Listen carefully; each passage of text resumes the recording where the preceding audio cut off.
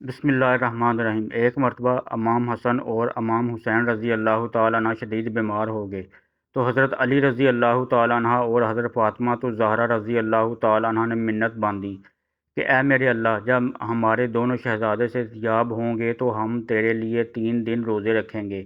اللہ کے کرم سے جب دونوں شہزادے صحت یاب ہو گئے تو حضرت علی رضی اللہ تعالیٰ عنہ نے حضرت فاطمہ الزہرا رضی اللہ تعالیٰ عنہ سے فرمایا، فاطمہ، ہم نے جو حسن و حسین کی صحت یابی کے لیے روزے کی نیت کی تھی، میں یہ چاہتا ہوں کہ یہ روزہ اللہ کے رسول حضرت محمد صلی اللہ علیہ وآلہ وسلم کے ساتھ افطار کریں۔ حضرت فاطمہ الزہرا رضی اللہ تعالیٰ عنہ نے فرمایا، اے شیر خدا، اس سے بہتر اور کیا ہوگا، آج رسول اللہ صلی اللہ علیہ وآلہ وسلم کے ساتھ روزہ رکھتے ہیں اور انشاءاللہ افطار بھی ساتھ کریں گے۔ اللہ کے رسول صلی اللہ علیہ وآلہ وسلم کو جب یہ علم ہوا تو آپ صلی اللہ علیہ وآلہ وسلم اپنے مبارک قدم لیے حضرت فاطمہ الزہرا رضی اللہ تعالیٰ عنہ کے گھر آ گئے۔ گھر میں اس وقت سحری کے لیے سوائے پانی کے کچھ بھی نہ تھا۔ اللہ کے رسول صلی اللہ علیہ وآلہ وسلم نے فرمایا، اللہ کی بہترین نعمتوں میں سے ایک نعمت پانی ہے۔ آپ صلی اللہ علیہ وآلہ وسلم نے پانی پیا اور روزے کی نیت کر دی۔ رسول اللہ صلی اللہ علیہ وآلہ وسلم کو دیکھ کے حضرت علی رضی اللہ تعالیٰ عنہ نے بھی ایسے ہی کیا۔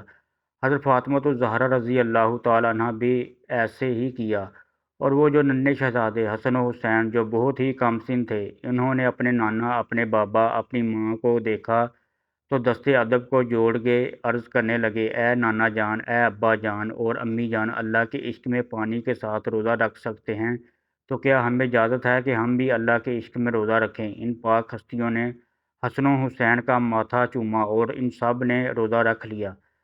بس حضرت علی رضی اللہ تعالیٰ عنہ مزدوری کے لیے گھر سے باہر گئے اور مزدوری کرنے کے بعد آپ بازار سے جو لے کر اپنے گھر واپس آئے، حضرت فاطمہ الزہرا رضی اللہ تعالیٰ عنہ نے ان کو پیس کے 5 روٹیاں بنائیں۔ افطاری کا وقت قریب آنے لگا۔ اللہ کے رسول حضرت محمد صلی اللہ علیہ وآلہ وسلم گھر میں تشریف فرما ہوئے۔ سب دسترخوان پہ بیٹھے اور 5 روٹیاں سب میں تقسیم کی۔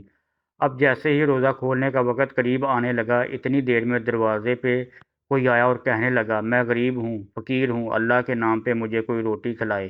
اللہ کے محبوب نے جیسے ہی سنا تو آپ صلی اللہ علیہ وآلہ وسلم نے فرمایا، علی، یہ میرے حصے کی روٹی لو اور سوالی کو دو۔ حضرت علی رضی اللہ تعالیٰ عنہ نے فرمایا، یا رسول اللہ صلی اللہ علیہ وآلہ وسلم، اس مستحق کو میں بھی اپنے حصے کی روٹی دوں گا۔ حضرت فاطمہ الزہرا رضی اللہ تعالیٰ عنہ نے فرمایا، بابا جان، اس مستحق کو میں بھی اپنے حصے کی روٹی دوں گا۔ امام حسن و حسین رضی اللہ تعالیٰ عنہ نے فرمایا، نانا جان، اس مستحق کو ہم بھی اپنے حصے کی روٹی دیں گے۔ بس حضرت علی رضی اللہ تعالیٰ عنہ نے 5 روٹیاں دروازے پہ آئیں اور اس فقیر کو دے دیں، اور سب نے پانی سے روزہ افطار کیا اور اللہ کا شکر ادا کیا۔ اللہ کے محبوب حضرت محمد صلی اللہ علیہ وآلہ وسلم نے فرمایا، ہم روزہ کل بھی رکھیں گے۔ پھر سے سحری کا وقت آیا، سب نے پانی سے سحری کی، اور ویسے ہی حضرت علی رضی اللہ تعالیٰ عنہ مزدوری کے لیے باہر گئے۔ شام کو اتنا جو لائے جس سے 5 روٹیاں بن سکیں۔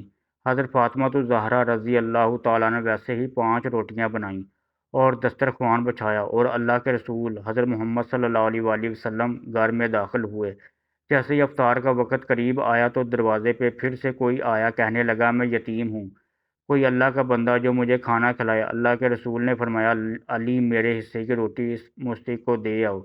اس بار بھی ان کی 5 روٹیاں اس یتیم کو جا ملی، اور ان سب نے پانی کے ساتھ افطار کر کے اللہ کا شکر ادا کیا اور یہ طے پایا کہ کل بھی روزہ رکھیں گے۔ تو ویسے ہی سب نے پانی کے ساتھ سحری کی اور حضرت علی رضی اللہ تعالیٰ عنہ مزدوری کرنے کے لیے گھر سے باہر گئے۔